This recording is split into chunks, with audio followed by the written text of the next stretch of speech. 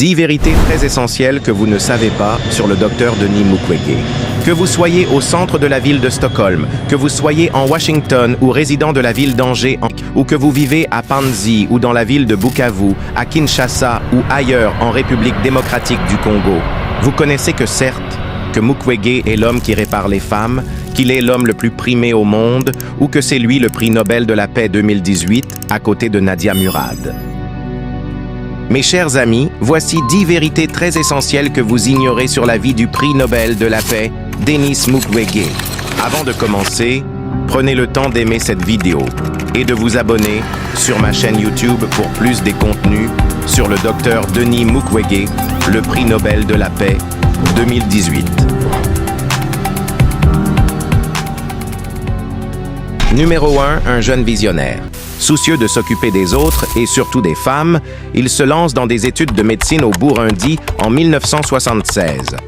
En 1984, il obtient une bourse afin de suivre une spécialisation en gynécologie à Angers.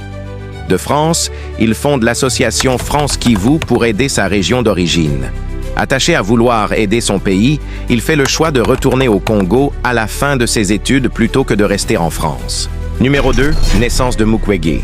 Denis Mukwege a grandi dans la violence entre la guerre civile et la violence faite aux femmes. En effet, les conditions d'accouchement des femmes dans le pays sont déplorables.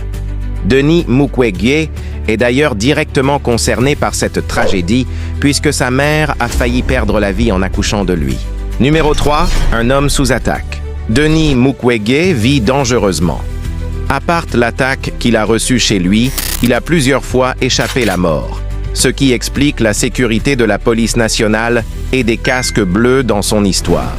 À l'Emera, Denis Mukwege avait échappé la mort, mais certains de ses patients et de ses infirmiers avaient perdu la vie, ce qui l'affecte profondément. Il se réfugie quelque temps à Nairobi, capitale du Kenya, avant de revenir au Congo, toujours convaincu que sa place est là-bas. Nous signalons ici le courage et la bravoure de son gardien à domicile, Monsieur Jeff ou Joseph Bizimana, tué à bout portant dans une attaque armée où le docteur Denis Mukwege était la cible en 2012. Numéro 4. Il a développé des techniques chirurgicales innovantes pour traiter les mutilations gynécologiques causées par les viols en temps de guerre. Référence à l'approche holistique aujourd'hui, pris comme modèle de traitement des survivantes, qui passe par 4 piliers de réparation. Ce modèle, dont se sert Panzi pour la prise en charge des survivantes de violences sexuelles et basé sur le genre, est maintenant un modèle de référence du monde entier. Le gouvernement ukrainien, irakien, éthiopien de Tigré, la République centrafricaine et bien d'autres pays ont fait leur descente au Congo exactement à Panzi pour voir le docteur et son équipe pour en apprendre plus. Numéro 5. Ces prix et mérites sont maintenant dédiés aux victimes de violences sexuelles et basés sur le genre. Contrairement aux rumeurs que Mukwege refuse le mérite et médaille. Même s'il en questionne la communauté internationale vis-à-vis des conflits de guerre qui ne cessent pas, Mukwege ne refuse pas les prix, mais il les transforme en actes de plaidoyer. Il semble même mal à l'aise avec les honneurs personnels, préférant les rediriger vers les causes qu'il défend.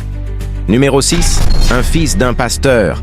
C'est vrai que cela pourrait vous paraître choquant, vous posant des questions sur ce croyance. Signalons que Mukwege est le fils de pasteur Matayo Chuma Mukwege, un ancien pasteur qui est une figure spirituelle importante au sein de la 8e CEPAC, ou communauté des églises de Pentecôte en Afrique centrale. Selon nos recherches, nous avons découvert que c'est grâce à son ministère que Mukwege avait eu l'inspiration de devenir docteur, puisqu'il distribuait des médicaments aux malades, pendant que son père, lui, il priait pour les malades. Numéro 7. Un homme attentif. Denis Mukwege est profondément attentif aux problèmes des gens, en particulier ceux qui sont victimes de violences et d'injustice en République démocratique du Congo. À part soigner, Denis Mukwege soutient, il encadre et il dirige. Chez les jeunes, Denis Mukwege est toujours sensible à soutenir. Il s'ouvre et enseigne cette couche juvénile puisque c'est elle l'avenir du Congo. Pour dire bref de sa mission, Mukwege soigne les violences sexuelles. Mukwege plaide pour la justice, dénonce l'impunité et l'exploitation des ressources du Congo. Ses actions sont basées dans le domaine de santé, dans la justice, la politique ainsi que son impact au niveau international tel que vous le voyez dans la figure suivante. Numéro 8. Un parent modèle et un mari modèle.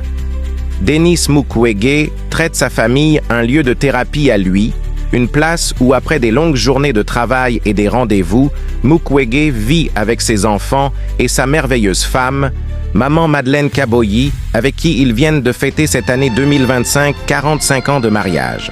Une aventure de lutte et des secousses mais aussi de bonheur, il s'agit de voir ce couple pour le contempler comme moi.